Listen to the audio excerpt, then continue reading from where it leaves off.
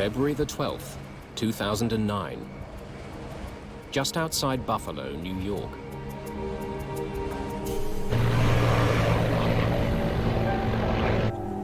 Gear down. Folks alive. Gears down. Jesus Christ! The airplane entered an aerodynamic stall. It did not recover.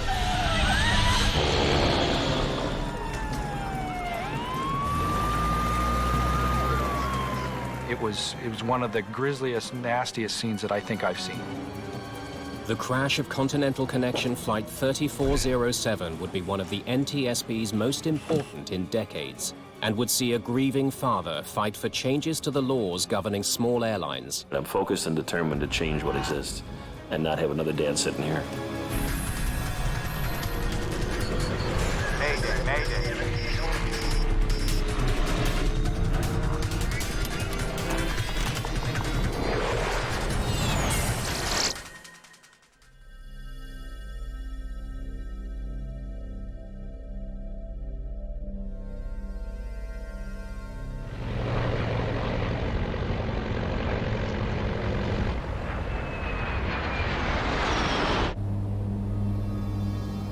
Continental Connection Flight 3407, operated by Colgan Air, is en route from Newark, New Jersey to Buffalo, New York.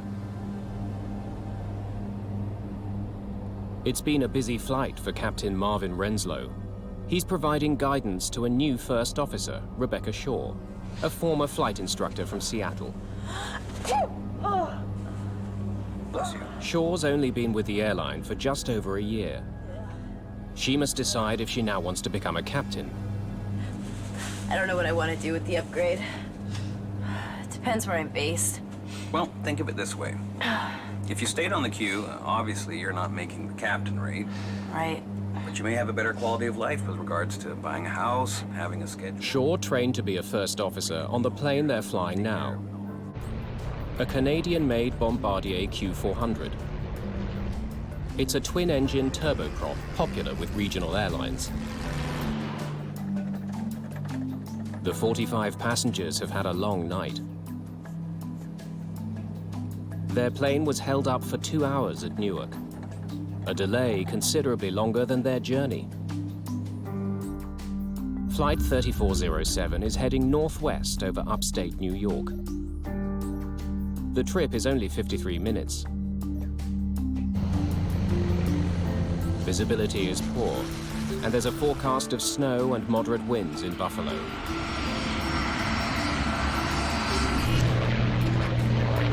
Just some water, please. Elise Kausner is a student at Florida Coastal School of Law in Jacksonville. She's on her way to visit her family in Buffalo. She had 5 nieces and nephews at the time, and they had a love luncheon at the kids' school, a couple of the nephews, and they both wanted Aunt Ellie to be their guest. Any excuse to come home, she came home. She talked to all of us from Newark. Hey. And she called us from the lounge. Yeah, it's been over 2 hours. She was PO'd because of the delay. Folks from the flight deck, your first officer speaking. It looks like at this time we're about 10, maybe 15 minutes outside of Buffalo. Weather in Buffalo is pretty foggy. Snowing a little bit there. I'd like to make sure everyone remains in their seats so the flight attendants can prepare the cabin for arrival. Thank you. Colgan 3407, descend and Maintain 2,300. Okay, down to 2,300. Colgan 3407. Let's do a descent checklist, please. We can do the approach checklist along with it. Sure. Bug set. Set. GPWS landing flaps selected 15 degrees. The pilots go through a list of settings for the plane to continue its landing approach. We're off. Yep. Passengers can already glimpse the lights of Buffalo's suburbs. Clarence Center is on the approach path for aircraft landing at Buffalo's airport.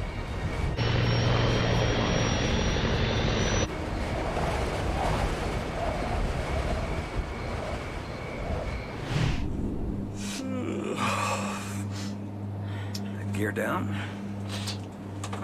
Lokes alive. Gears down. All right, flaps 15. Extending the flaps provides more lift, allowing the plane to slow to its final approach speed.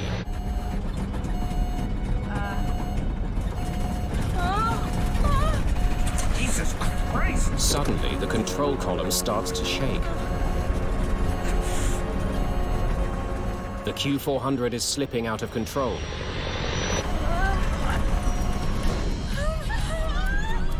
Captain Renslow struggles to keep his plane flying. But it seems to have a mind of its own.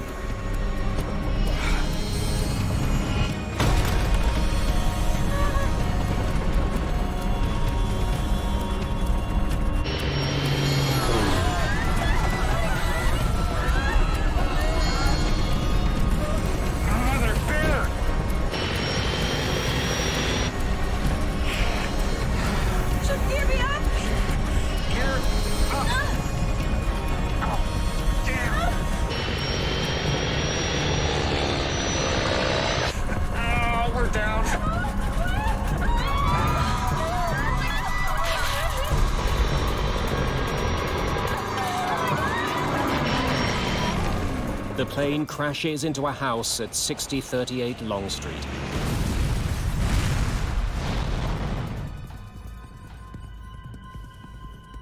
At air traffic control in Buffalo, Flight 3407 disappears from radar. Check Colgan there, see if he's on you. What's his call sign? Colgan 3407. Nope, I don't have him. You see anything out there? Nothing. All right, call the fire department. I'll never forget the dispatcher's words, plane crash, house on fire. I immediately got my shoes on and my coat on, got in my truck and started heading down the driveway. Firefighters don't have far to go. 6038 Long Street, home of the Valinsky family, is less than a block from the Clarence Center station. As I turned towards the village, the whole village was aglow. You could see the smoke, you could see the flame. Karen Valinsky and her daughter make it out of their house alive, but her husband Douglas is killed. My initial reaction was there was no way that somebody made it out. But the EMS division reported that they had 2 people and they were taking them to the hospital. And I said, well, which firefighters are they? And they said, they're not firefighters, Chief, they're survivors from the house. I actually physically had to go to the ambulance and look inside for myself to believe. Firefighters have never seen a blaze like this. If you've ever gone to a bonfire and stood 5 feet from it and you couldn't take it anymore, that's what it felt like from 100 feet away. The height of it was just unbelievable, obviously because of the fuel that was probably added to it, and the debris area was very large. It was a very, very horrific sight. We live in the town where the plane went down, right down the road. My son was driving home from a soccer game and went right by the plane crash and called me up and said, there's a plane down in Clarence. Never really entered our brain that it was Ellie's plane. Flight 3407 has crashed 8 kilometers short of Buffalo Airport. All 49 passengers and crew are dead, including Captain Marvin Renslow and First Officer Rebecca Shaw. But many more people could easily have been killed. You picture a house, and to see a plane on top of this house, no more house left, no more plane, only the tail section. You're asking yourself, how in God's creation did this happen? And not wipe the whole block out. The next call was again from my son and said, in fact, it was Ellie's plane. And he said, Dad, there's no survivors. At which point my wife shrieked and just hit the ground. Chris said he'd never heard his mother make a sound like that, and I hope he never does again. So that's when we knew that she was gone, and that was probably within 45 minutes of the accident.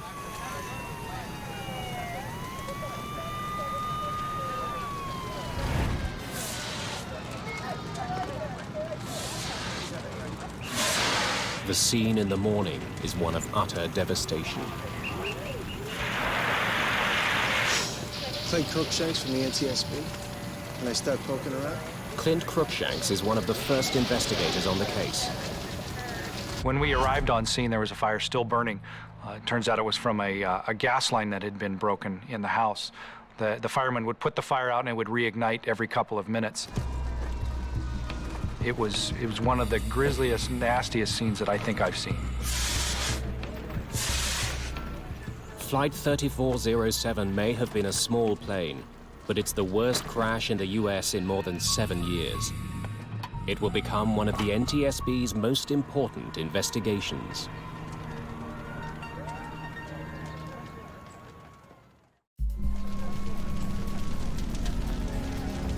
The fire at the crash site of Flight 3407 continues to burn, preventing investigators from examining the wreckage.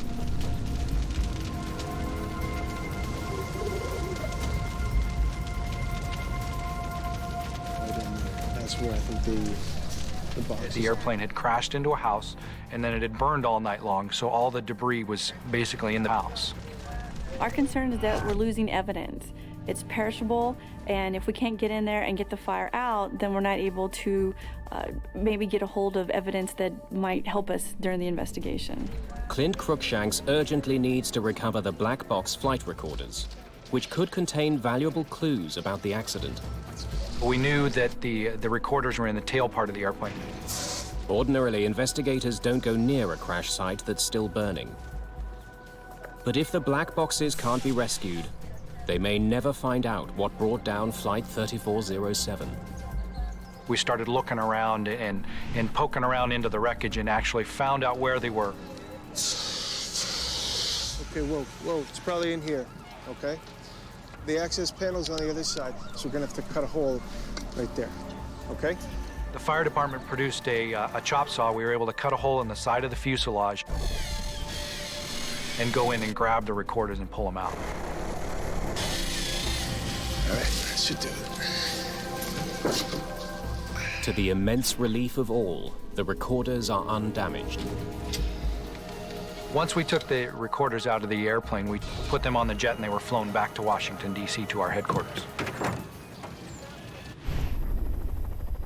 Now investigators are faced with a new hurdle. What little is left of the aircraft is hopelessly jumbled together with human remains and debris from the house. It all burned and settled into the basement, so we had probably 10 feet of debris that we had to dig through in order to recover all of the airplane.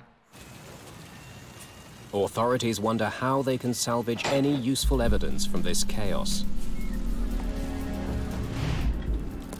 They get invaluable assistance from an unusual source.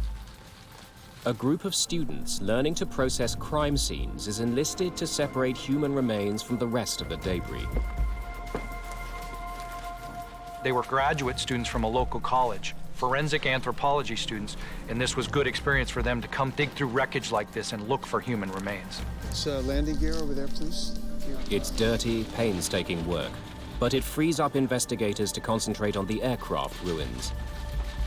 So we were on our hands and knees with brooms, with little shovels, scooping out debris, identifying it as to house debris or airplane debris, and then putting it in different piles.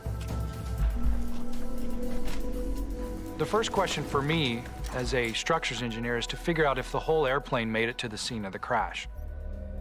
The wreckage is carefully studied to determine if the plane's four corners, nose, tail, and both wingtips are present.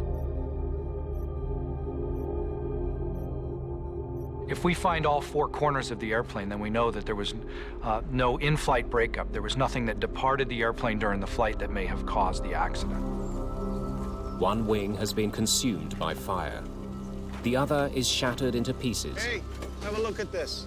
But investigators are gradually finding what they've been searching for. Oh yeah, it's the last piece. It's the left one. It wasn't until several days into the investigation, as we were scraping away some of the debris, that we actually found evidence of the left wing and the nose. Investigators now have all the pieces they need to conclude that the entire plane is at the crash site. Whatever caused the disaster was not the result of a breakup in flight.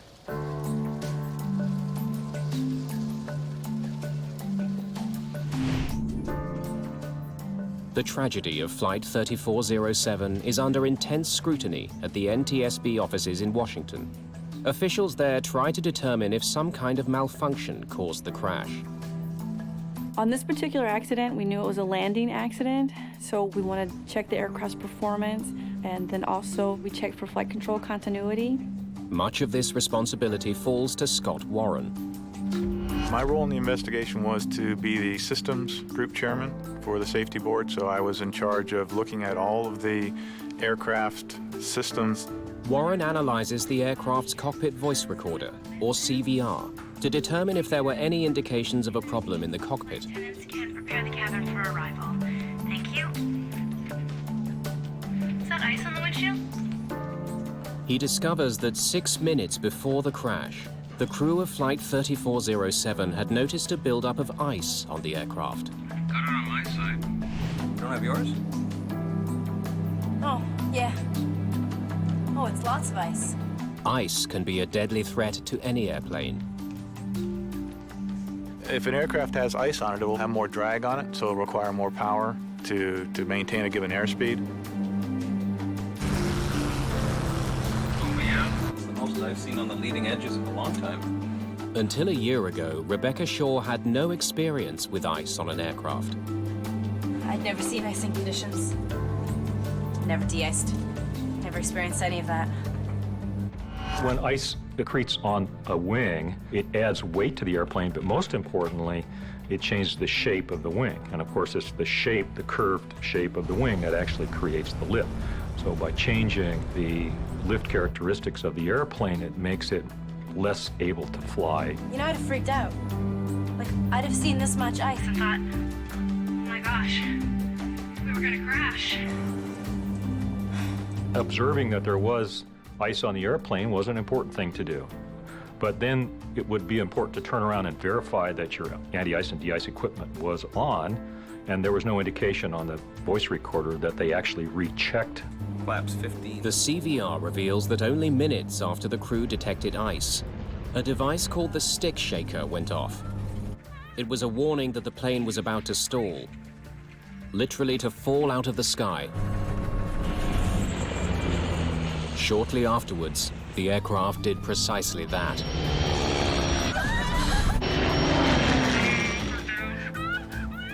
We know there were icing conditions. The only question was, were they bad enough to induce this airplane to have a failure? Ice is now the chief suspect in the crash of Flight 3407. If it's ice, let's prove it. We were all convinced that we had an icing accident. We said, yeah, it's going to be an icing accident. We just got to make sure we look for these few key aspects of icing, verify that, and we're good. But some of the victims' family members are less convinced. Our initial thought was that it was an ice-related incident, that there was an icy night and brought the plane down. And as we began to talk to people who knew airline travel, who were pilots themselves, they would look kind of askance and say, I don't think so. That doesn't make sense. Some investigators share that suspicion. Scott Warren knows a plane like the Q400 has a sophisticated de-icing system. It's designed to keep ice from building up on the wings and other critical parts of the aircraft. To prevent ice accumulating, the plane has rubber bladders along the front of the wings, called de-icing boots. A series of valves uses air from the engines to inflate the boots and crack the ice off the wing. Those boots are designed to inflate periodically, and that inflation breaks off the ice that's accumulated on those leading edges. Warren now wonders if the crew of Flight 3407 actually turned on their de-icing equipment. He studies data from the plane's other black box, its Flight Data Recorder, or FDR. It tracks the workings of crucial aircraft systems, including the de-icing mechanism. We know from the FDR data that the de-icing system had been selected on by the crew, and it was on during the majority of the flight, and certainly at the end of the flight it was recorded in the on position. But now Warren needs to figure out if the device was actually working. Just because the data records that the system is on, that's a start, but you can't necessarily believe that one piece of information. The only way to know is to find what remains of the plane's de-icing system and determine if it was active when the aircraft went down. Clint Cruikshank's team hunts for a crucial component of the system, the valves. Excuse me.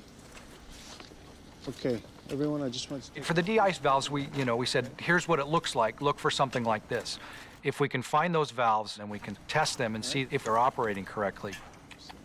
The valves were very important to us because they are the key component that moves air from the engines where the bleed air originates for the de-icing system.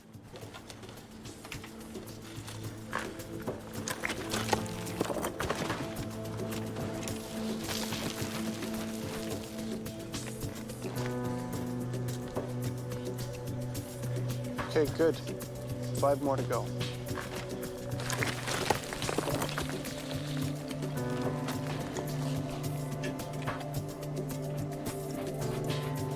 Five of the plane's 6 de-icing valves are eventually recovered. Some were badly burned, some were in fairly good shape. And we took those valves and we conducted as much testing on those valves as we thought was appropriate for the level of damage. We looked at the level of electrical conductivity, and we looked at the pressure testing. We looked at a wide variety of things depending on the condition of the valve itself.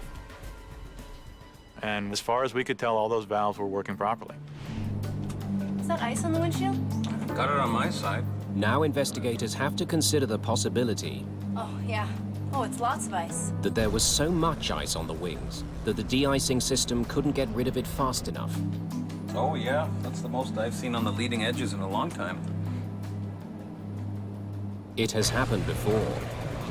In Roselawn, Indiana, a French-built commuter plane crashed in 1994 after suffering a catastrophic buildup of ice on the wing.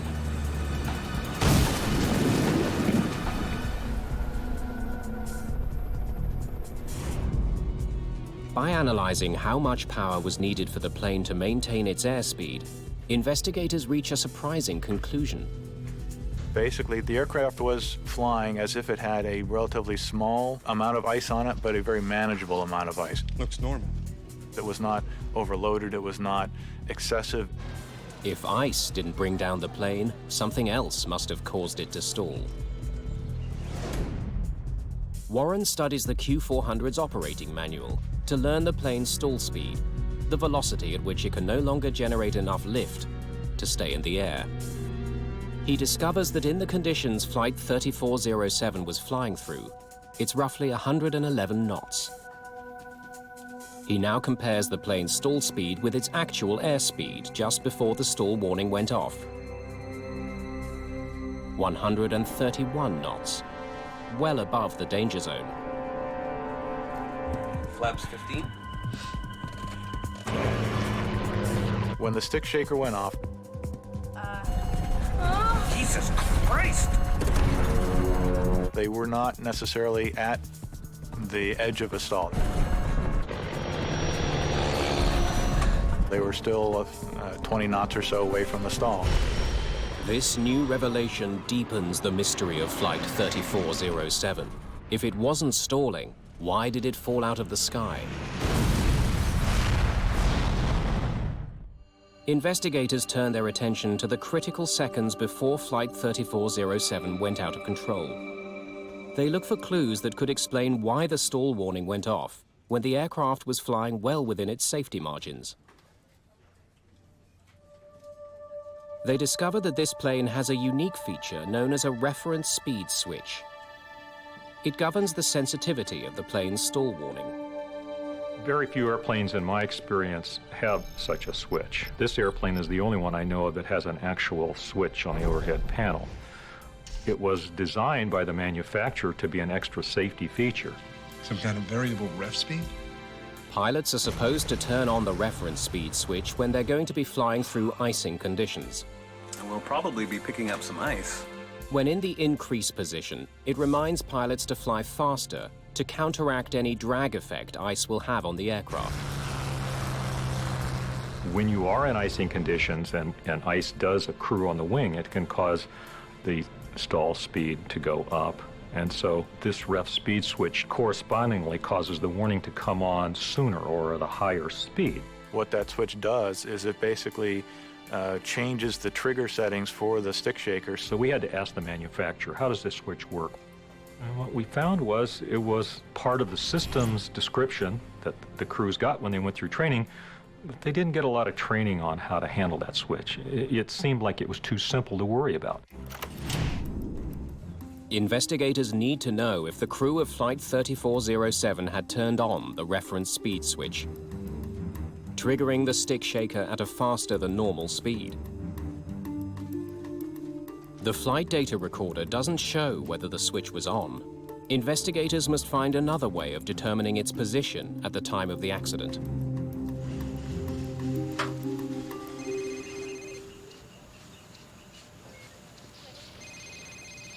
Clint here. Clint Cruikshanks is given a new priority. All right, I'll see if we have it. Recover the ice protection panel from the Q400's cockpit, where the reference speed switch is housed. Since the panel was in the cockpit, finding it is a challenge.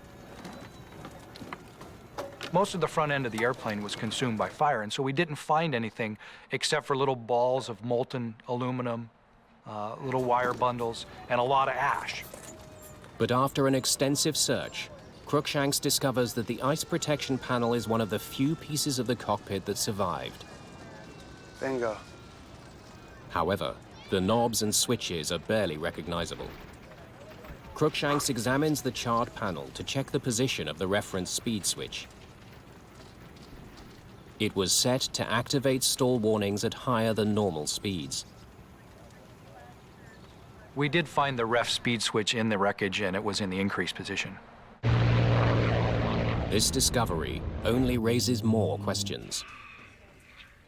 We'll probably be picking up some ice. The cockpit voice recorder indicates that as Renslow was beginning his descent into Buffalo, he commanded his plane to fly at the normal approach speed. Gear down. But what's strange is that with his reference speed switch on, he actually should have been flying faster, as this is what the switch would remind him to do. So why wasn't he? The plane's computer warned the crew to fly faster, according to the settings they had configured, by displaying a set of red bars on the airspeed indicator. You may have a better quality of life with regards to... These bars are meant to warn the pilots that a stick shaker activation is imminent. Whenever it's right. If you're looking at the airspeed indicator, you should be aware that you're getting slow, and the stall warning may come on. Jesus Christ! It seems Renslow and Shaw were caught off guard. Still, they could have easily corrected the situation. Once the stick shaker activated, they could have turned the switch off, or they could have put the nose down and increased their airspeed.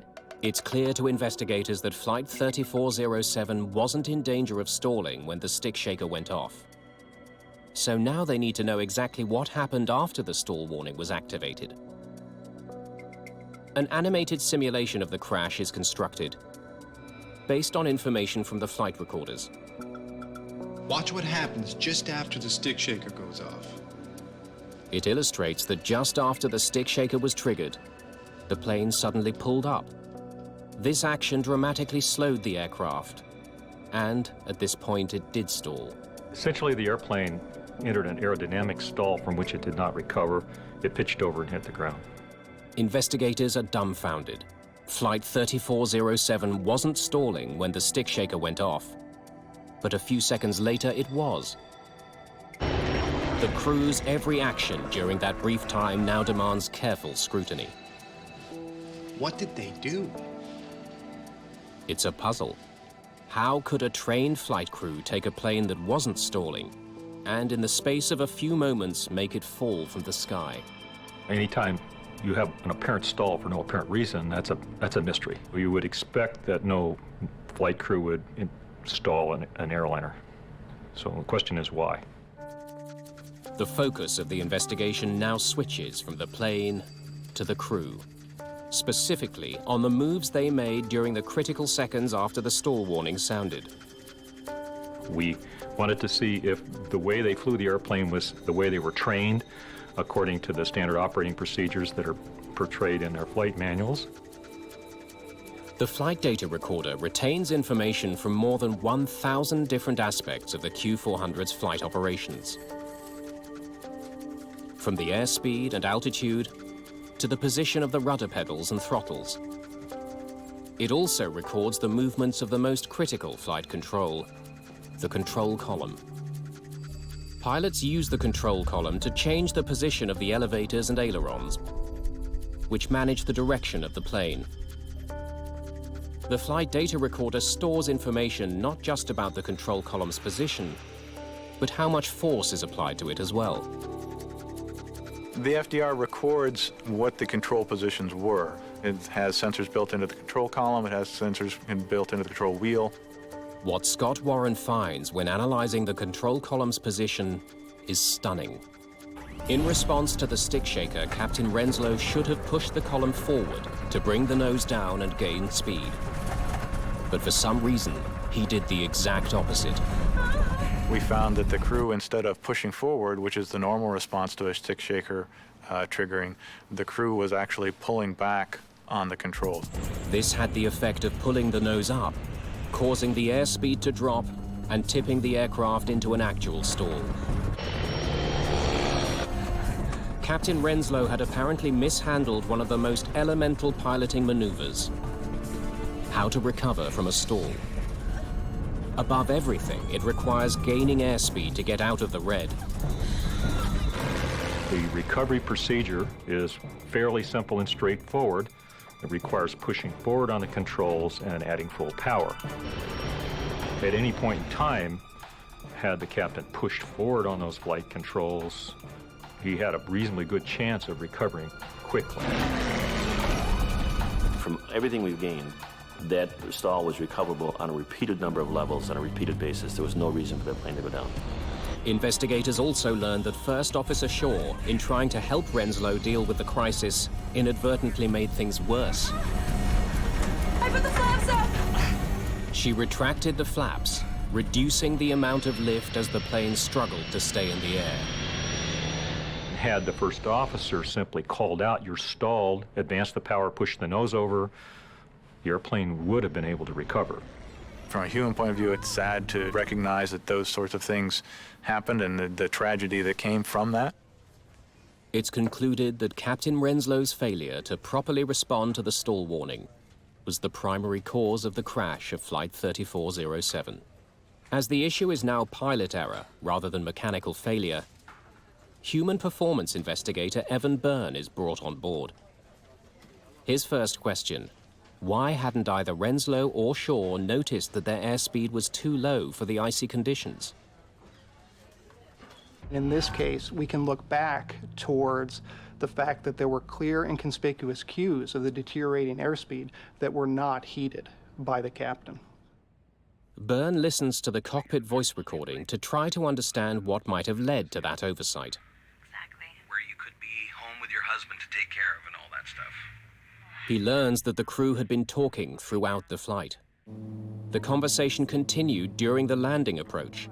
It's a violation of a rule known as the sterile cockpit, which bans non-essential conversation during critical phases of the flight. You're gonna be upgraded in 6 months. Blah, blah, blah.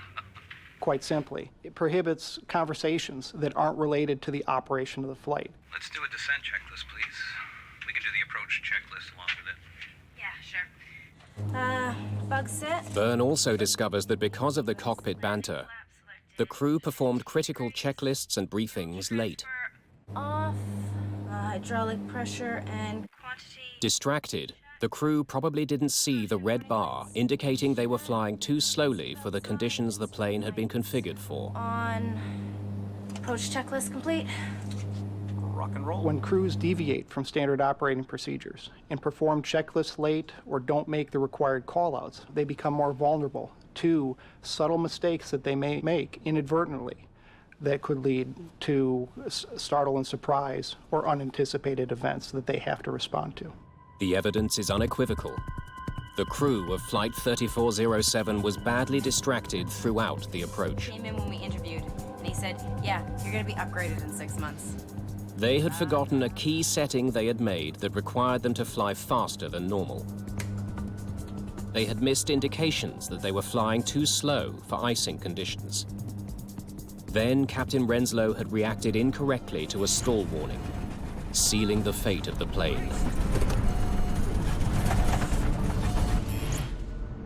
Evan Byrne wonders, what could have caused a trained airline flight crew to have made such missteps? He finds a clue on the cockpit voice recording. Excuse me.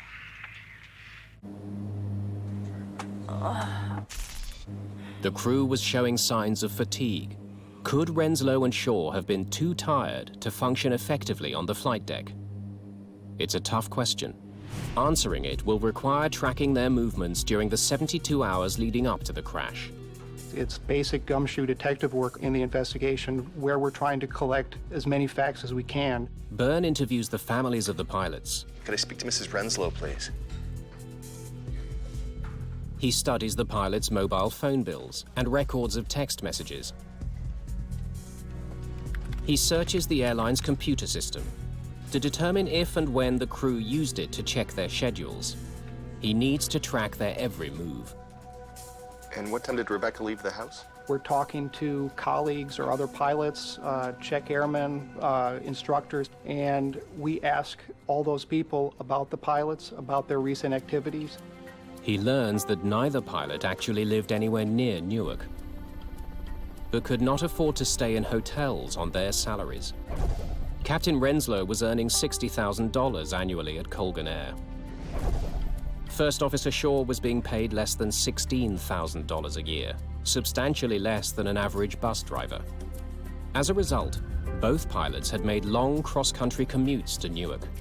Captain Renslow from his home in Florida, and Rebecca Shaw from Seattle, Washington. In fact, Shaw had commuted all night from Seattle on a cargo flight that connected through Memphis. Captain Renslow had spent the night in the airline's crew lounge at Newark Airport, after having already worked 2 days. He was seen sleeping on a couch in the lounge. It was against company rules, but pilots who couldn't afford housing near the airport did it anyway. Records show that at 3:10 a.m. on the morning of the crash, Renslow was awake. He checked his work schedule on the airline's computer network.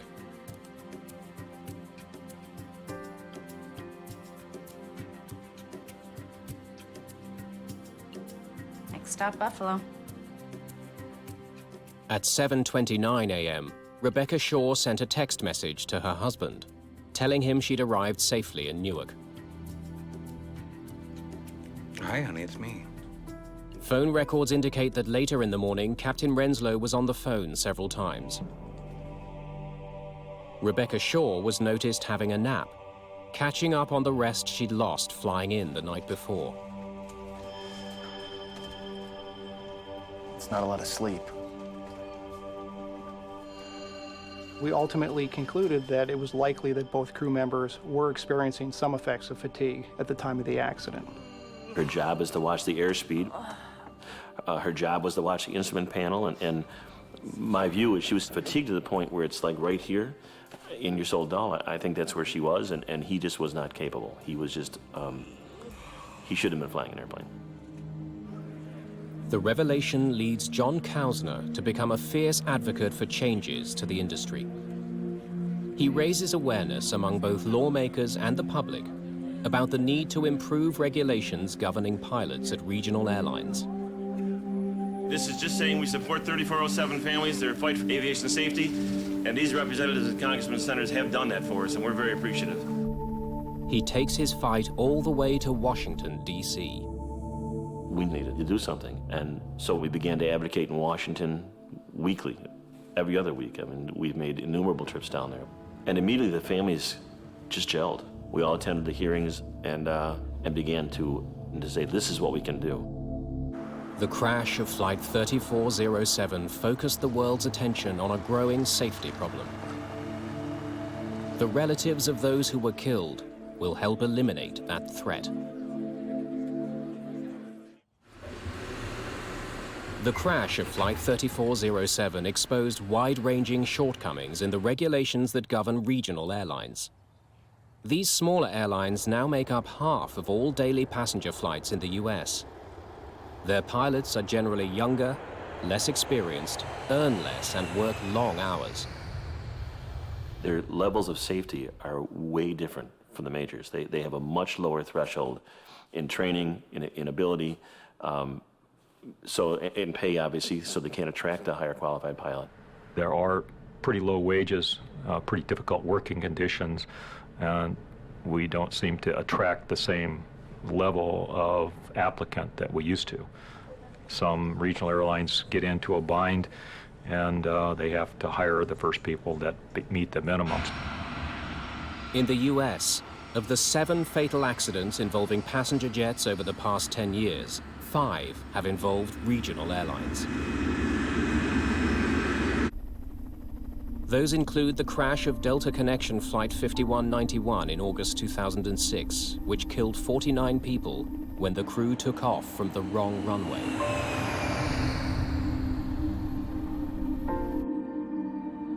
John Kausner's campaign to change laws governing pilots has paid off. We relied on your support. We needed your support. You nurtured us. We want to thank all of you from all of us. A year and a half after the crash, under pressure from Kausner and other victims' family members, the US Senate passed a bill which toughens training requirements and forces the FAA to draw up new rules on pilot fatigue. Studies into the problem of overtired pilots are already underway. At the University of Iowa, researchers are developing a system that could help pilots resist fatigue, stay engaged with the critical task of flying, and prevent future tragedies like that of Flight 3407. Thomas Schnell is a human factors engineer.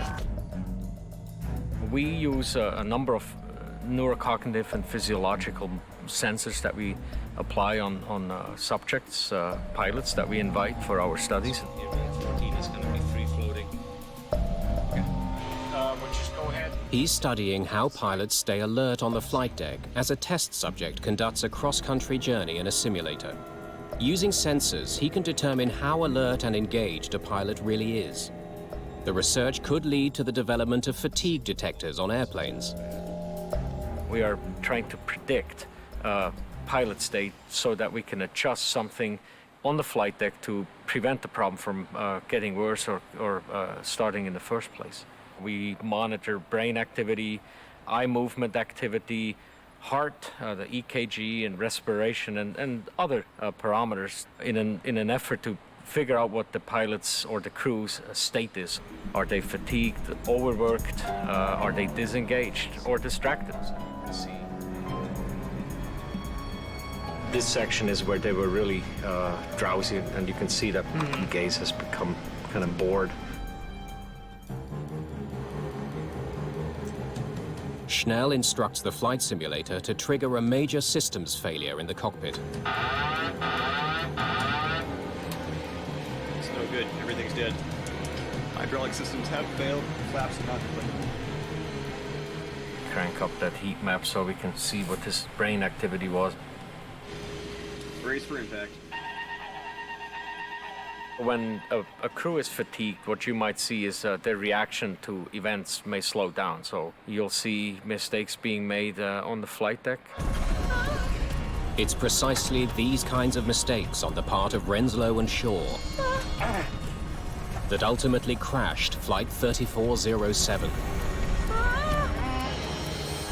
and killed 50 people. It's a tragedy that should not have happened, that was foreseeable, was preventable, and it's repeatable if we don't do something about it. I'm focused and determined to change what exists and not have another dad sitting here.